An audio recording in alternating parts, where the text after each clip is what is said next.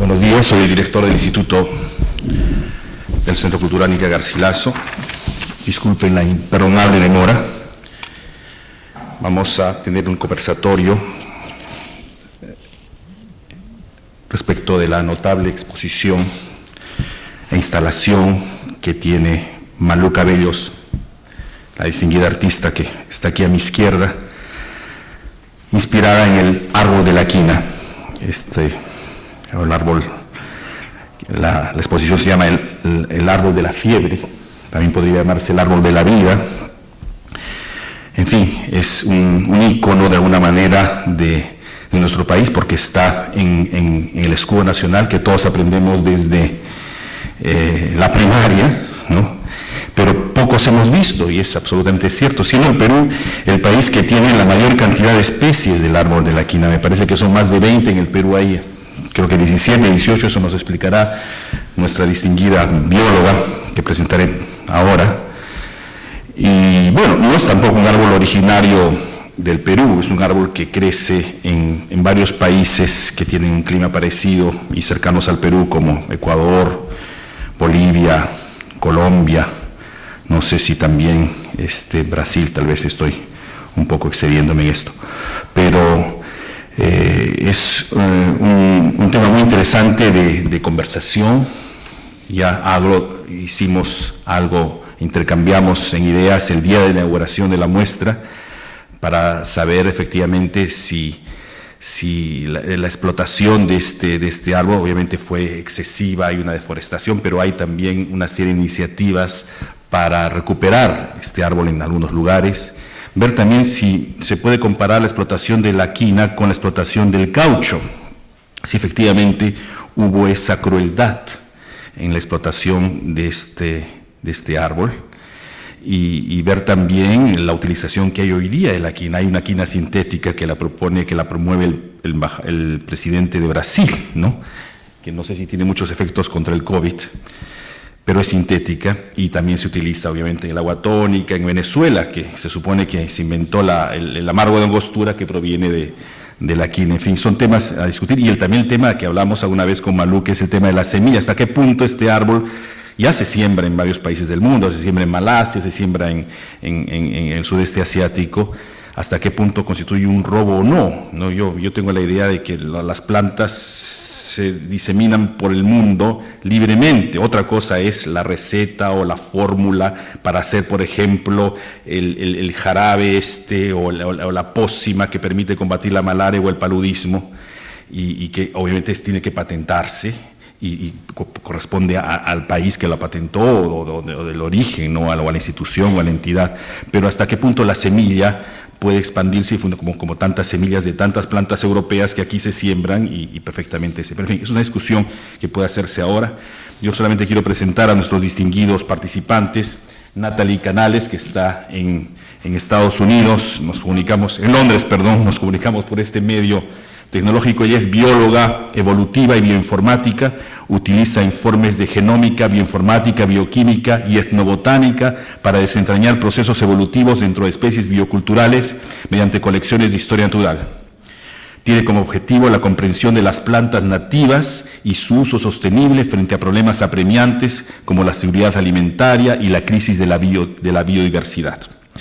Busca también fortalecer la investigación en Sudamérica mediante la exploración de su vasta flora y el conocimiento local en consulta con las comunidades indígenas para desarrollar capacidades que generen investigación autónoma y mejores medios de vida. Gracias, Natalie, por estar allí presente. Son allá las 6:30 de la tarde, si no me equivoco. Y tengo a mi derecha a Ricardo Kusunoki, que es curador e investigador independiente. Se desempeñó como curador de arte colonial y republicano en el Museo de Arte de Lima, el famoso MALI. Integró el grupo peruano que participó en el proyecto Documentos de Arte Latino y Latinoamericano del siglo XX del Museo de Artes Aplicadas, Museum of Fine Arts de Houston. Entre sus proyectos curatoriales puede mencionarse a las exposiciones de Carlos Bacaflor, el último académico, dicho sea de paso, en la Cancillería tenemos más de un Bacaflor, y hay un famoso Bacaflor en el MoMA de de Nueva York, que es el retrato de JP Morgan, ¿no? Dicho de paso, Bacaflor era arequipeño y alguna vez le ofrecieron la nacionalidad de otro país a cambio de una serie de ventajas, y él declinó y dijo, no, yo quiero ser siempre peruano. Y el otro trabajo que ha hecho Ricardo es Cislo Retrospectiva, es otra exposición, ambas llevadas a cabo en el Mali. Ha publicado artículos sobre arte peruano de los siglos XVIII y XIX, sobre la influencia de la ilustración en las tradiciones artísticas locales y las relaciones entre metrópoli y periferia. Antes de ceder la palabra a Malú Cabellos, la artista de esta mañana, quiero saludar la presencia del gran curador y experto en arte, Jorge Villacorta, curador además de la muestra, que se encuentra aquí con nosotros.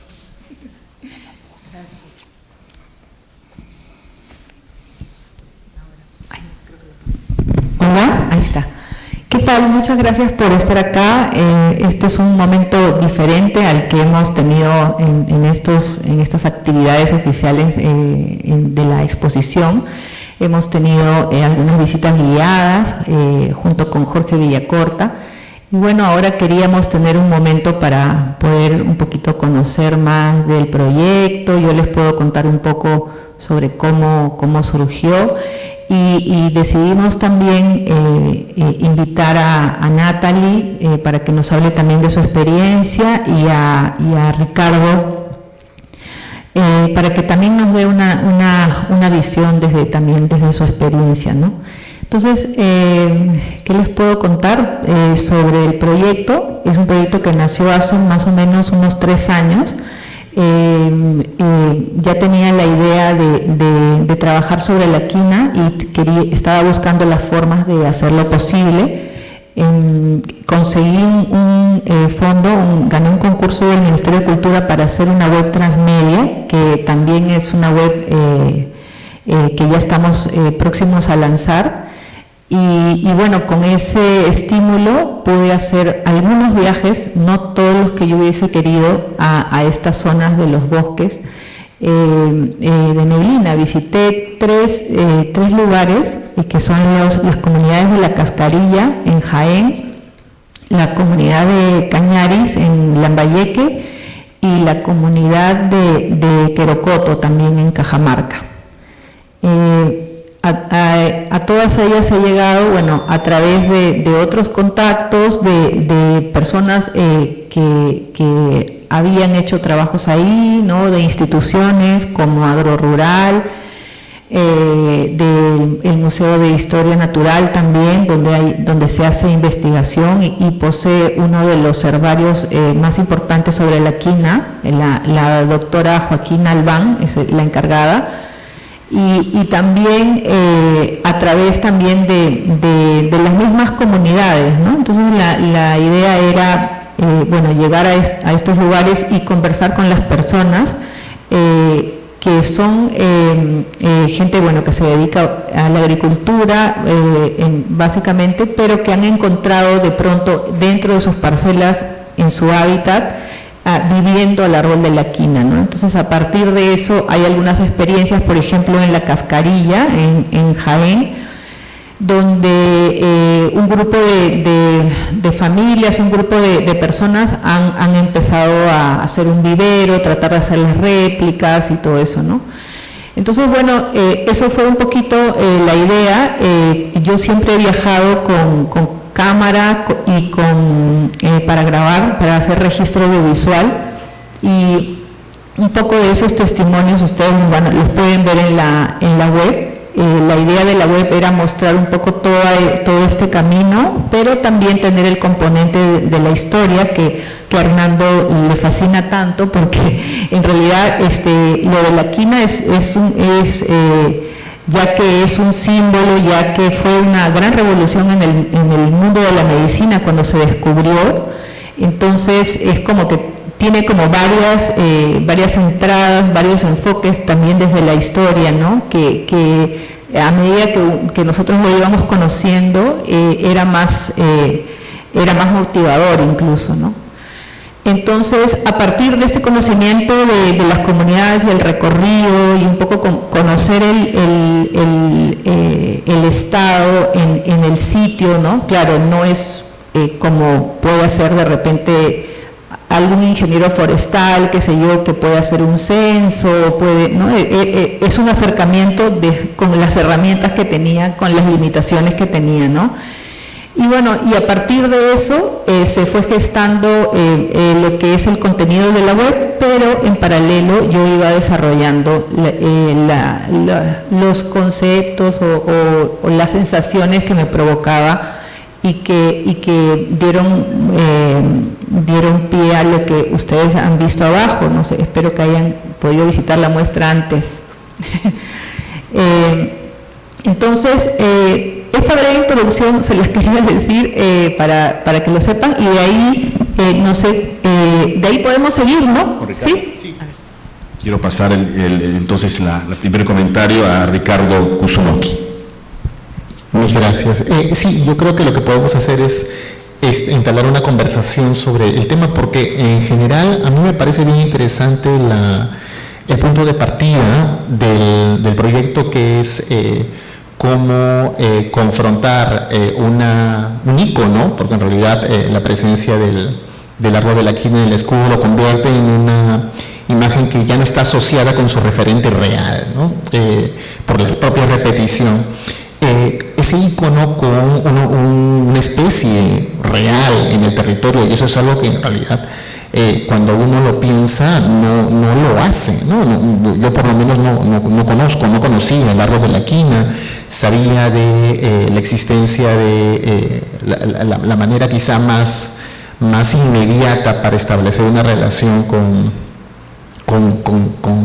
el árbol propiamente dicho, no sé, fotografías de herbarios de los siglos XVII, de los siglos XVIII y XIX, en donde hay un tronquito del árbol, pero no tenía idea muy clara de qué pasó exactamente con el árbol, ¿no? Porque es bien interesante, porque en general cuando uno piensa en el árbol y en su presencia en el escudo nacional, y aquí voy a retomar un texto muy bonito de Natalia Mahruf que explora los significados del escudo nacional. Uno cuando piensa en las imágenes que están en el escudo, que nos remiten a la idea de riqueza material, ¿no? de una geografía particularmente pródiga en todo tipo de recursos, que está convirtiéndose como en una especie de prueba de las posibilidades reales de un país que está surgiendo, ¿no? Cuando se crea el escudo nacional, el país solo tenía 2 o 3 años, no, 3 años. Pero también la presencia de estos símbolos en aquel momento en el escudo se relacionaban con una manera de pensar el medio ambiente o los contextos geográficos o el medio, el entorno, en los que la riqueza material del entorno era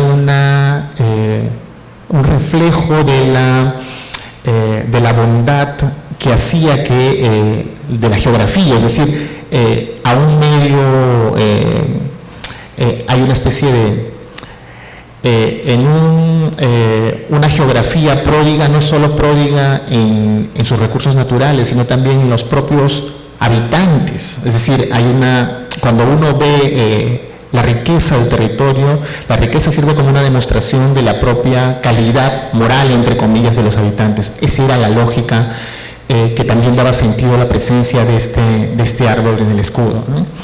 En ese sentido, y eso es importante porque de alguna manera, y pensando en la exposición nuevamente, las sociedades locales siempre han tenido una especie de necesidad de justificarse de la lógica extractiva que da sentido a sus economías, ¿no? Pensamos en la plata, en la quina, en el caucho, que son consumidas en Europa, pero que no implica necesariamente un respeto no solo a los habitantes originarios, sino también en las propias élites locales, ¿no?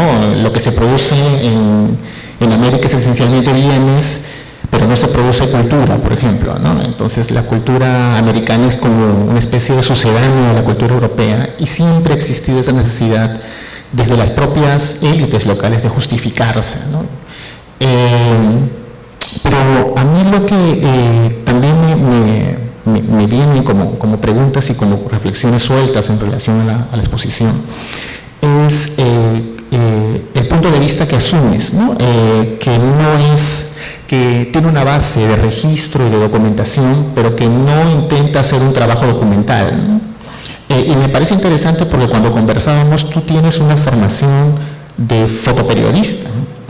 Y de alguna manera estás como dándole la vuelta o tomando distancia de ese registro de tu trayectoria para pensar en crear otro tipo de maneras de comunicar, ¿no?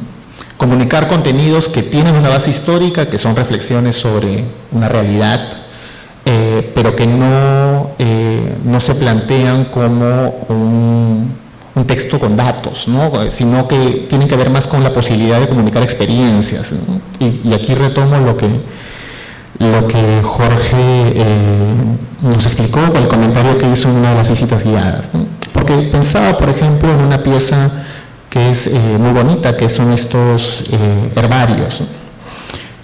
Que el herbario tiene la lógica de una recolección de objetos, ¿no? de plantas en un territorio, ¿no?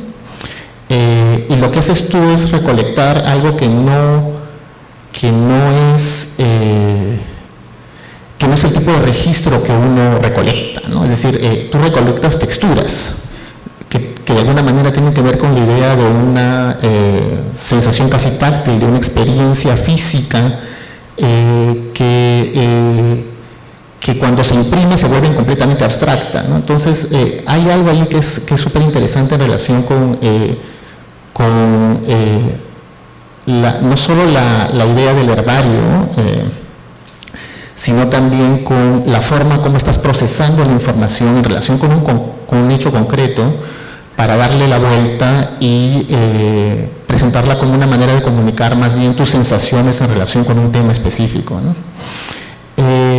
Yo tengo varias preguntas rápidamente sobre tu exposición. Hay un tema que me parece interesante, que tiene que ver con esa necesidad de incorporar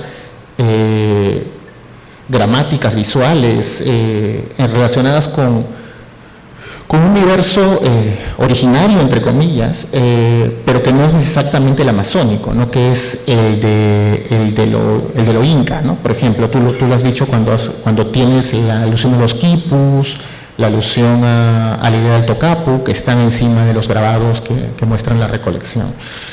Porque de alguna manera también nos remite a esa comunicación que siempre ha sido fluida entre el área andina y el área amazónica, porque nos imaginamos una especie de frontera radical entre esos dos espacios cuando justo la zona donde está el árbol de la quina es una zona de tránsito, ¿no? Es precisamente el área de la cordillera que da hacia el área amazónica, es el momento, el punto de contacto, ¿no?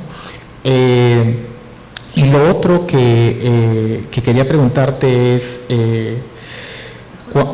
sí, está bien, sí. Puedes hacer las preguntas y luego pasamos a Natalie. Sí, perfecto. Está todo junto. Sí, perfecto. Y luego lo segundo tiene que ver con el trabajo de documentación que has hecho. ¿Cuánto tiempo te ha llevado a cabo? ¿Cómo surge esa idea de documentar esta planta de manera tan específica? Sí. Entonces yo quiero antes pasar la palabra a Natalie Canales y luego después Malú contesta un poco las inquietudes que se presenten. Por favor, Natalie, tienes el auditorio oyendo y mirándote con mucha atención. Buenas tardes con todos y muchas gracias por la invitación.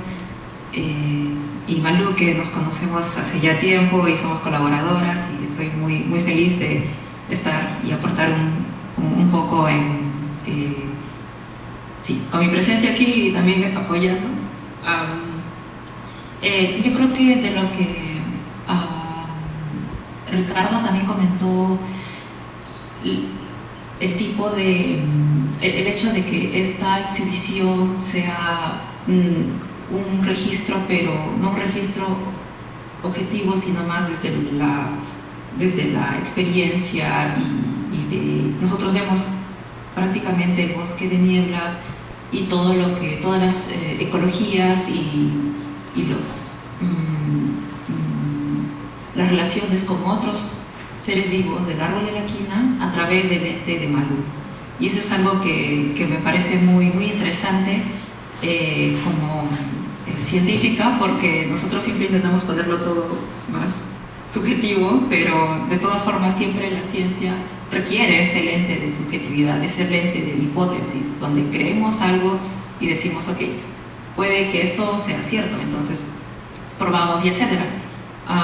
Pero es para mí ver las imágenes de lo que he podido ver, por ejemplo también haciendo un espejo con lo que dijo Ricardo, viendo la parte de herbario donde se hace estas impresiones de las hojas con diferentes tintes, tal vez en gel. No sé cómo Malú lo habrá hecho, es algo que me interesaría mucho saber porque nunca he visto este tipo de representación en los herbarios. Este tipo de representación me parece algo muy interesante y siento que le da muchas más dimensiones de la que nosotros estamos acostumbrados también, tal vez como curadores o científicos o ciudadanos activos en ciencia que visitan los museos y ven al espécimen una etiqueta de dónde viene, etc. Entonces, aquí es algo mucho más que invita a la subjetividad, a estar dentro, a estar cerca, ¿no? Esas tomas de tan cerca para ver todas las pequeñas partes de las cortezas, por ejemplo, viendo los líquenes, haciendo gran hincapié en eso, y es algo que incluso en las colecciones que tienen 200, 300 años de antigüedad que he visto aquí en el Jardín Botánico de Londres, incluso existen estos líquenes de esa época. Entonces es algo muy chévere ver esto prácticamente en vivo y tan de cerca. Yo me sentía como un pequeño grillo caminando por la corteza, y es algo muy chévere. Entonces sí, creo que más que pregunta es como apreciar este tipo de perspectiva que Malú nos trae con sus lentes, ¿no? Es algo muy bello, creo. Muy bien. Bueno, ¿querías contestar las preguntas de Ricardo y algún comentario a Natalie? Natalie, te voy a pasar más fotos y videos para que lo veas todo bien. A ver, Ricardo, la última pregunta es la única que me acuerdo, sobre la documentación. Sí. La documentación, bueno, así como también, este proyecto ha sido distinto que el anterior, que fue uno que hicimos también acá, Isla Azul, Revelados, porque, por ejemplo, para Isla Azul la dinámica fue empezar a fotografiar la ciudad de Iquitos, y a partir de eso empecé como una especie de aventura fotográfica, pero llegó un momento en que encontré un mural, que era una reproducción de una fotografía de 1911 de una zona de explotación cauchera, y eso me llevó a los archivos de fotografía, y ahí se desenvolvió, ¿no?, la cosa. Para este caso fue la curiosidad, empezar a leer, buscar en internet. Había también, hay mucha documentación también que está en los archivos de los Reales Jardín Botánico de Madrid, también en el de Kew. Hay otras organizaciones también que tienen mucho, ¿no? Y mi búsqueda era porque no encontraba una imagen del árbol, una imagen antigua, ¿no?, una imagen histórica. Lo que había sí eran estas representaciones de acuarelas, ¿no? Y ya, pero para mí un momento como uno de los hitos, ¿no?, fue encontrarme con estos grabados, que son los que están también abajo en la sala, que eran una reproducción de un bosque peruano, ¿no? Era toda una escena de tala y de aprovechamiento del árbol. Entonces, sí, primero es empezar un poco a conocer la historia y como a medida también para hacer la web también trabajaba con Irene, que todavía no ha venido Irene, que es una investigadora, con ella también empezamos a revisar y cada vez encontrábamos más cosas, más detalles, y eso fue un poquito alimentando, ¿no? Fue alimentando y... ¿De ahí qué cosa? ¿Cuál era tu primera pregunta? No, a mí mi pregunta iba hacia la manera como está presente siempre el referente de lo inca en relación con, por ejemplo, con las imágenes amazónicas. Hay algo que me parece que estás explotando que tiene que ver con la potencia icónica de estas imágenes, quizá más que una alusión más literal en relación con lo inca propiamente dicho, ¿no? Sino con... no sé, hay una carga ancestral, no sé, hay algo que hay ahí que te sirve al momento de hablar de la Amazonía, ¿no? Claro, bueno, eso también que dijiste, ¿no? Que justo la quina crece entre estas zonas, ¿no? Que no son, que podrían reclamarse andinas como amazónicas, ¿no? Entonces, por eso también creí pertinente que podía seguir un poquito como incorporando estos tocapos que ya venían del proyecto anterior. Es que a mí lo que me pasa es que hay cosas que como que ya se han incorporado en la investigación o en el trabajo y sí siempre yo estoy tratando de experimentar, de poder, de la pulsión manual, como le llaman, de llevarme hacia otras, hacia hacer cosas con las manos, porque normalmente, claro, los primeros procesos míos han sido siempre relacionados a una máquina, a una cámara, ¿no? Entonces yo siempre busco salirme de eso, ¿no? Y es así, ¿no? Como, bueno, del proyecto anterior yo había descubierto los tocapus que estaban en estos uncus, y los había desagregado y había jugado mucho con la estampación de estas formas y me gustaban por su enorme carga simbólica. Prácticamente es como, claro, los he tomado para mí y ahora era como una respuesta hacia todo lo que había revisado desde la historia de la quina.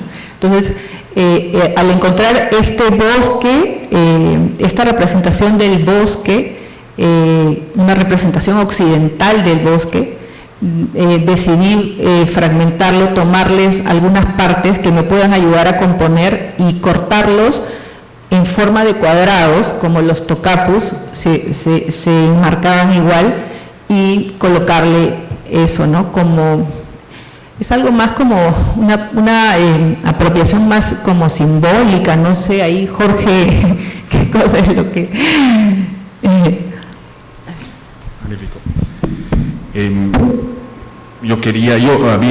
Tenía 3 inquietudes y nadie las ha respondido, así que las vuelvo a plantear. Si alguien del público también me puede ayudar, Malú, si puedes decirme, Natalie. Primero, la cuestión histórica, porque aparece en el folleto que se hizo de la muestra el curador Castelote, ¿no? Pone que habla de la esclavitud, habla de la crueldad, habla de eso. Yo quiero saber cuán rigurosa es, en qué se basa, dónde está la documentación, en qué se basa esa rigurosidad. Yo sé que el caucho fue una cosa atroz, pero quiero saber si la quina también se puede comparar con esa explotación y esa esclavización. Yo sé, obviamente, que hubo una sobreexplotación de la quina y eso ha pasado tampoco vamos a llorar por eso ha pasado en todo el mundo inmemorialmente, con la caña de azúcar, con el arroz, con el algodón en Estados Unidos. Eso es esa sobreexplotación y esto que beneficia a las élites no solo ha pasado en el Perú, ha pasado siempre en la historia de la humanidad.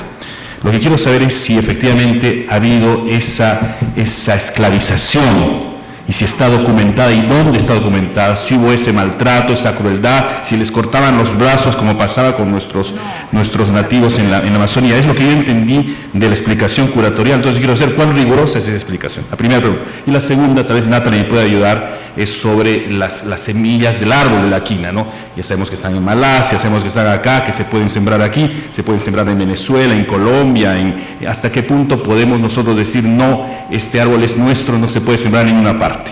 Eso quisiera, por favor, si me pueden ayudar. Sí. Lo que nosotros hemos encontrado es registro de tala de no sé cuántos miles de toneladas que se llevaron. ¿Por qué? Porque Irene logró acceder a, como la aduana de esa época, habían registros de por años cuánta quina se había sacado de Perú y de Ecuador, ¿no?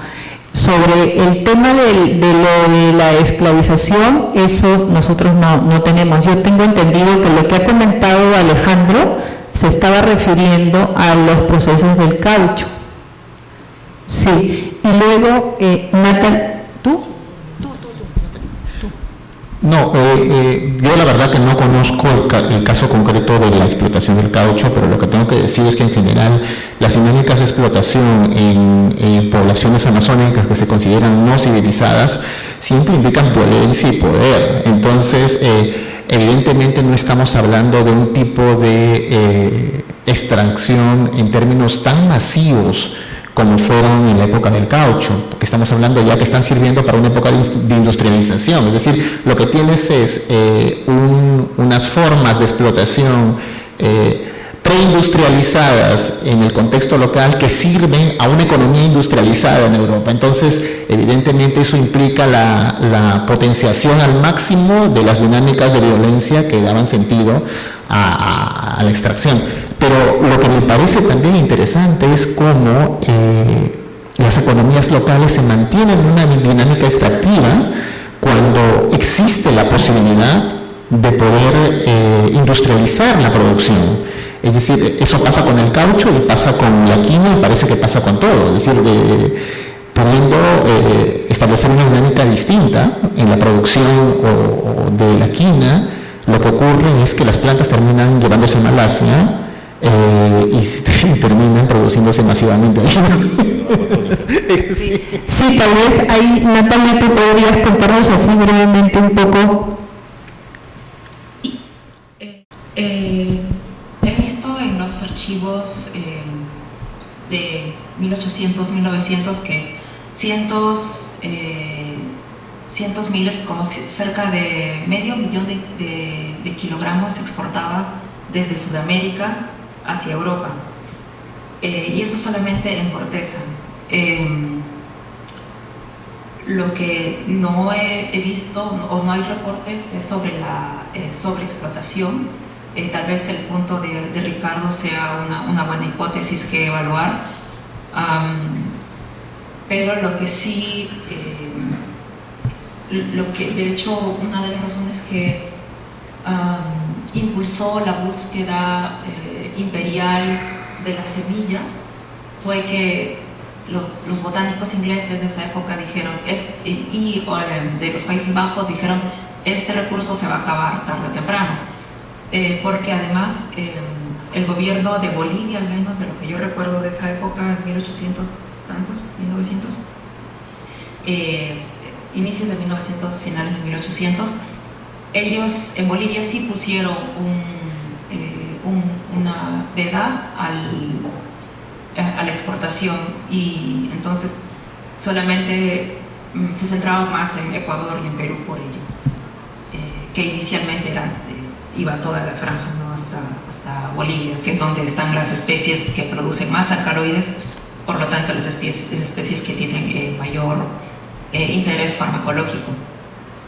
Y es por eso también como esto hay un link entre la sobreexplotación y ellos, los botánicos y emprendedores de los grandes imperios europeos, pensando, ok, entonces lo que tenemos que hacer es sacar las semillas y plantarlas en nuestras colonias, en las colonias tropicales. Y con estas extracción de semillas muchas veces fueron por motivos de investigación. Hay registros de que se han extraído por investigación, sin embargo, muchos de ellos también fue simplemente un robo, porque no es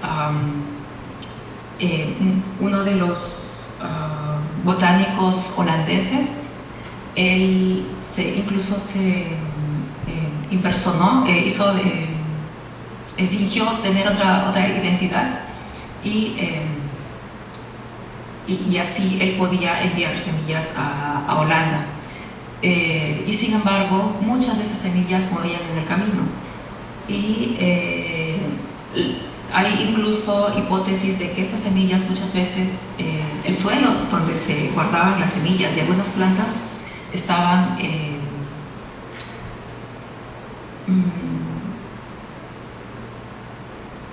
contaminadas con arsénico para que estas semillas mueran, o simplemente a veces también las semillas las servían y las enviaban. Los trabajadores en los Andes hacían eso para proteger su propio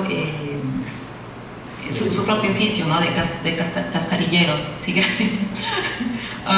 Entonces, tal vez por eso, tal vez no había mucha... Mi hipótesis es de que tal vez si había sobreexplotación sobre las plantas, tal vez no lo había mucho sobre los cascarilleros o las personas. Pero esa es una pregunta muy interesante que me encantaría ver y revisar los archivos. Jorge. Bien, no sé si alguien del público quisiera, por favor. Muy amable, gracias. Bueno, permítame presentarme, soy Alejandro Gómez Silvera, ingeniero forestal de formación, con muchos años de experiencia, lecciones aprendidas, y estos últimos 10 o 12 años me dediqué al árbol de la quina. Es mi pasión. Conozco a Malú ya hace unos 3 años, más atrás todavía, y en la cual convergemos en el punto justamente cuando nos encontramos en un restaurante, ¿te acuerdas? Tomando un té filtrante en Miraflores, y conversamos sobre la quina, y nos apasionó a ambos. Y bueno, y aquí estamos presentes. Yo quisiera resaltar algo, justamente lo que nos dice Hernando, la gran preocupación que tiene. He leído mucha historia y silvicultura de la especie de la quina, y les puedo decir que sí ha habido explotación. Hay documentos históricos de que sí, porque en ese tiempo se le llamaba cascarilleros, como lo decía justamente nuestra amiga Natalie, y en la cual, para poder adentrarse al bosque, pues no se entraba como ir a la tienda en la esquina y comprar algo y sacarlo, se adentraban meses para poder sacar la corteza de la quina, y la corteza de la quina está en forma húmeda. Cuando está seca, pues la proporción es la relación 3:1, 3 kilos de corteza húmeda cuando está pues en el momento que estamos extrayendo versus 1 kilo cuando está seca. Imagínense la cantidad de cortezas que sacaban, sea en bolsas, y ese es pues algo ya infrahumano, porque era una explotación, y no solamente explotación al hombre, sino la explotación también a comunidades indígenas, porque iban a los lugares donde había el árbol de la quina, y el árbol de la quina pues no crece como crece un tornillal, están en forma muy separadas, y es una explotación pues desde estar ahí con las condiciones no adecuadas, porque no solamente eran comunidades nativas, sino eran los colonos, que también no les daban monedas, les daban en vituallas, les daban en ropa y todo ello, en especies. Y ha habido una explotación, y sí hay bastante referencia sobre ello, he leído mucho sobre estos pasajes, y ahí pues paralelamente cuando iban a buscar quina, y ahí fueron en la época que había el caucho, ¿no? Y también siguieron con esa explotación, y mucho más, como dice Ricardo todavía. Lo que yo quisiera resaltar, algo que mencionaron justamente Hernando, Ricardo y Malú, era con referencia a el árbol que está en el escudo peruano. He hecho algunas investigaciones al respecto, y el árbol que está en el escudo peruano actual, pues no tiene la arquitectura del árbol que está en el bosque. He revisado todo ello, más bien pertenece a la arquitectura Scarrone, seguramente Natalie lo va a ver más adelante. Esa es la arquitectura que debería de estar en el árbol de la quina. Creo que hay un proyecto que se podría hacer justamente, y partiendo de repente con esta mesa, con este conversatorio, porque el vecino que está al costado árbol de la quina, la vicuñita, pues es la vicuña, no es una alpaca, no es otra cosa. He tenido la oportunidad de estar por mi profesión a lo largo y ancho del país. He visitado muchas comunidades distritales o provinciales también, un domingo, izamiento de la bandera, todos somos patriotas, bien, diferentes instituciones con su bandera, su escudo y diferente arquitectura del árbol, ponen una pera, un manzano, pero no ponen la arquitectura como debería de estar con el árbol de la quina. Y ahí que estamos perdiendo identidad. Nosotros pues debemos de poner justo ahí, a ver, pongamos en Canadá, en vez de esa hoja de arce, pongámosle otra hoja, seguro que nos mandan buenos días descansando, pero entonces aquí nosotros estamos perdiendo, creo yo, esa identidad, y es muy importante poder pronunciarlo desde las escuelas, porque preguntemos cómo se llama el árbol que está en el escudo peruano. Estoy en la costa, me dicen que es algarrobo cuando estoy en el norte, cuando estoy en la selva me dicen que es caoba. He trabajado mucho tiempo por de vida en el Brain, y hasta coca me han dicho que se llama, imagínense. Entonces no hay una conceptualización de nuestra especie. Y por último, yo quisiera resaltar algo, es de que aquí en el país no tenemos ni 10 hectáreas de plantaciones del árbol de la quina, ni 10. Preguntemos a todas las instituciones que están dentro del Midagri o del Minagri, no la hay. Sin embargo, si nosotros nos vamos a la India o al Congo, hay más de 10.000 hectáreas del árbol de la quina. Nosotros los peruanos, así como los hermanos ecuatorianos, bolivianos y colombianos, importamos quinina. Imagínense, a pesar que tengo un amigo de la India y conversando sobre la quina también, me dice, Alejandro, 19 especies de quina o del género cinchona que tienen en aquel país, ¿cómo quisiera tenerlo en la India? Y yo, miren cómo nos dice. Entonces, esos ejemplos yo creo que estamos a tiempo. Y seguramente como Hernando, como pertenece pues a Ministerio de Relaciones Exteriores, sabe muy bien que hay un decreto supremo, el 011-2021 del Ministerio de Cultura, que dice pues que la conmemoración del bicentenario de la independencia del Perú culmina el 2024 con la batalla de Ayacucho. Estamos a tiempo, creo que estamos a tiempo para concientizar, para sensibilizar y para educar a nuestros jóvenes que justamente debería de sentir esa identidad nacional que la estamos perdiendo. Muchas gracias. Muchas gracias. Muchas gracias por tan valiosos comentarios, ingeniero, inspiradores además. Tal vez podría, bueno, efectivamente el Perú es el país que tiene la mayor cantidad de especies de la quina. Podría hacerse tal vez una exposición en el Museo de Historia Natural para conocerlas, porque hay un enorme desconocimiento, confunden muchas veces quina con quinoa, por ejemplo, ¿no? Y el árbol de la quina hoy día, claro, ya no creo que ya no se utiliza, eso me corregirán los científicos, ya no se utiliza para la medicina, o sea, fue un elixir maravilloso, obviamente, que se combinaba con licor, inclusive para que lo pudieran tomar, y ahí está la famosa condesa de Chinchón, ¿no? De donde viene el nombre latino, ¿no? Chinchona, la chinchona. Y interesante también lo que hacían los jesuitas, ¿no? Los jesuitas eran los grandes difusores de la quinina para curar la malaria, el paludismo, pero a su vez la utilizaban para hacer proselitismo religioso, es decir, a los pacientes que estaban enfermos, les decían que primero invocaran a Dios y luego les daban la pócima y por supuesto sanaban inmediatamente. Así que en eso también los jesuitas fueron buenos proselitistas. Pero bueno, no sé si hay otra intervención, por favor. Tenemos a Jorge Villacorta que quiere decirnos algo, por favor.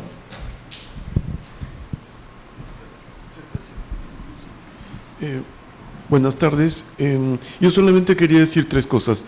Una es que creo que la situación que suscita la exposición El Árbol de la Fiebre y este conversatorio es el hecho de que tenemos que confrontarnos con la noción de que tanto el arte como la ciencia son inventos occidentales. Es decir, el conocimiento que se tenía de las propiedades de la quina eran empíricos. Y en ese sentido, algunas personas sugerirían que no era un conocimiento científico, pero creo que estamos en un momento en que las cosas están siendo entendidas de otra manera. Por lo tanto, si el principio de acción del fármaco era conocido, el principio de acción sin necesidad de identificarlo y darle una fórmula química, creo que es una forma de ciencia ancestral, o en todo caso un conocimiento que tiene en la sociedad en la que lo produjo el efecto de, proteger a los individuos. Eso por un lado. Por otro lado, creo que es muy importante recordar que los grandes imperios movilizaron muchísima gente por todo el mundo. El imperio de Victoria fue un imperio absolutamente, impositivo, y todo el sistema del servicio burocrático del imperio británico bajo Victoria era esencialmente una jerarquía de hombres blancos. Entonces, la quina que se usaba en la India, en Malasia o en África, esencialmente era para tratar a la población blanca. Es decir, no es que los distintos grupos étnicos africanos o los distintos grupos étnicos en la India o en el sudeste asiático no se enfermaran con malaria, se enfermaban y morían, pero la quina solamente se distribuía entre la sociedad británica expatriada en los distintos puntos.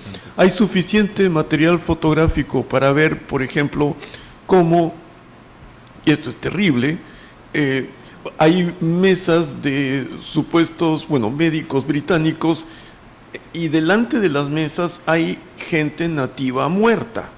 Es decir, la idea de a quién servía la quina estaba claramente definida por pertenecer al orden imperial británico como súbdito blanco de la reina Victoria, o del rey Eduardo, o de quien quieran ustedes poner en la sucesión de reyes, durante los cuales todavía era muy importante el cultivo del árbol de la quina para producir el fármaco o la droga.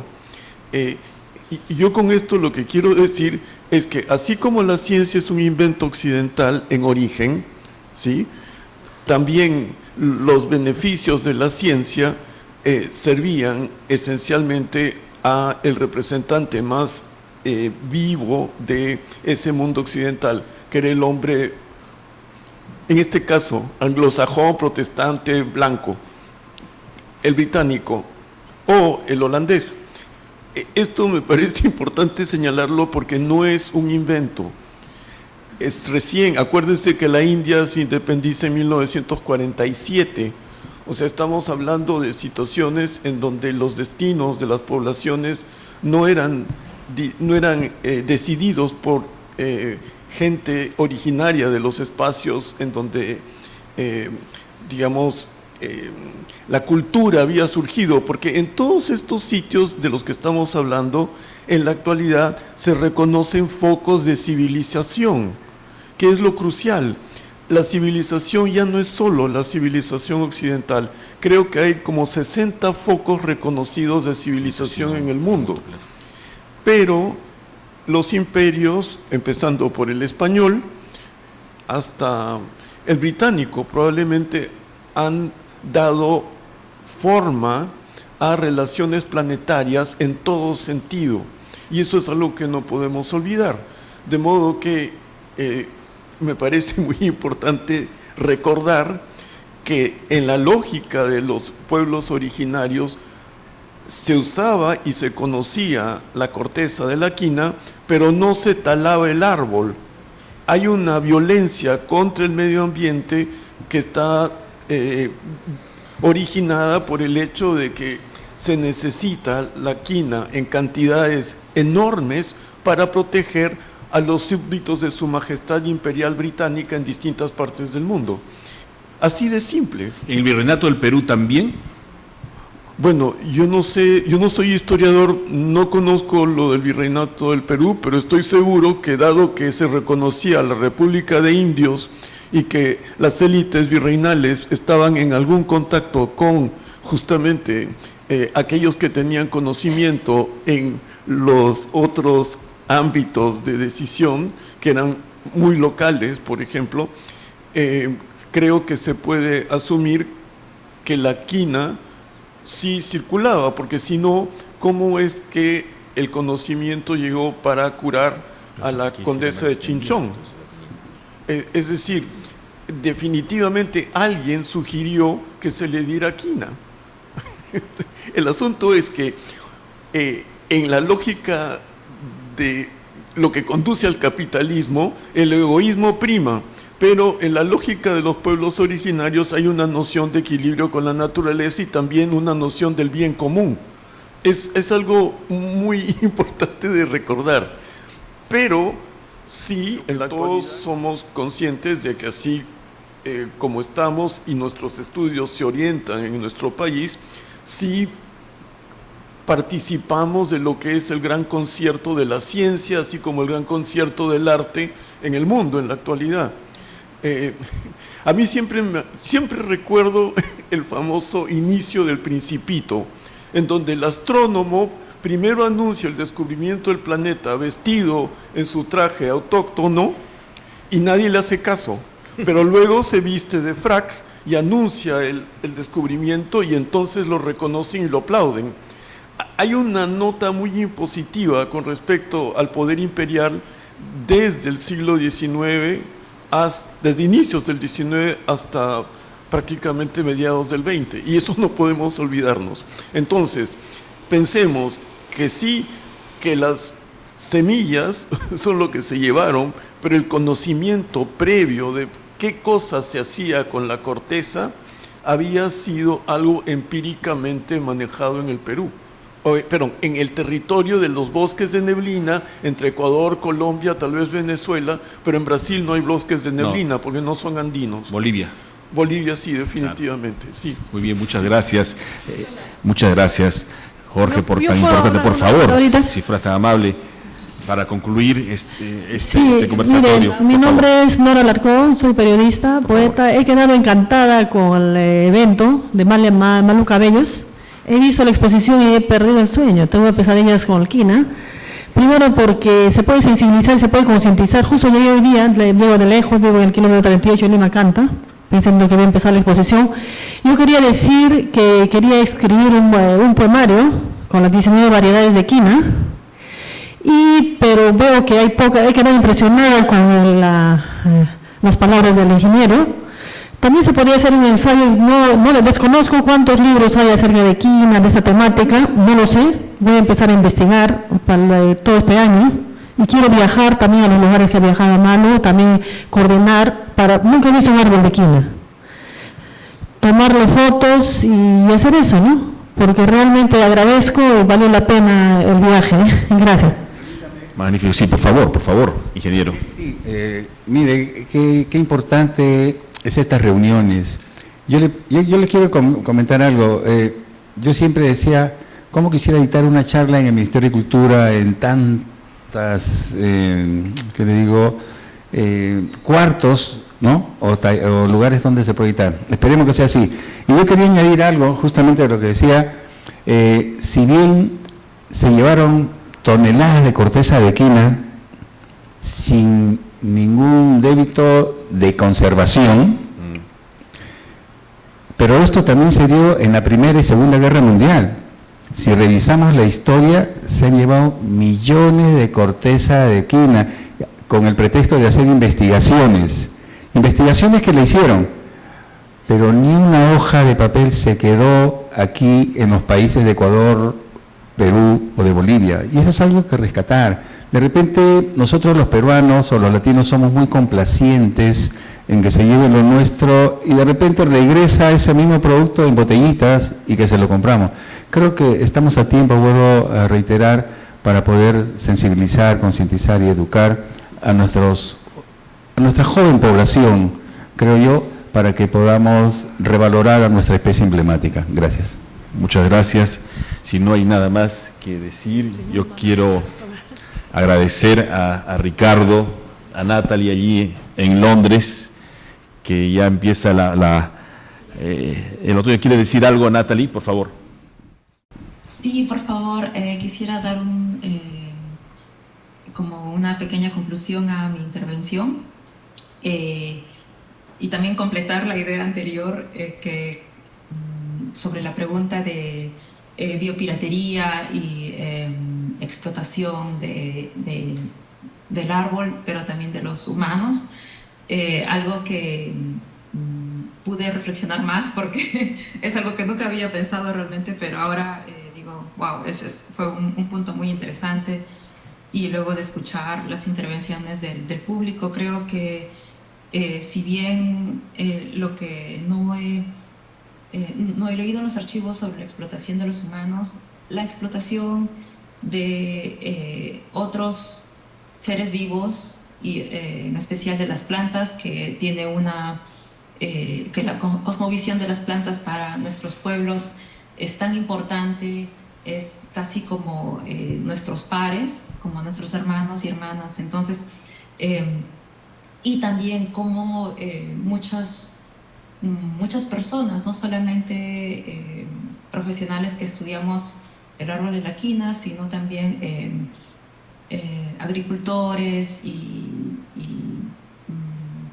diferentes personas civiles en general que quieren conservar el árbol de la quina. Yo creo que hay cierta nostalgia de cómo es que cierta melancolía y nostalgia de por qué hemos dejado que este árbol deje nuestros territorios y sea sobreexplotado y se use como arma de colonización para otros pueblos. Y es algo, creo que, si bien tal vez no nos ha podido afectar directamente con la sobreexplotación laboral, pero es algo que ciertamente nos afecta de una forma que afecta nuestra identidad y nuestra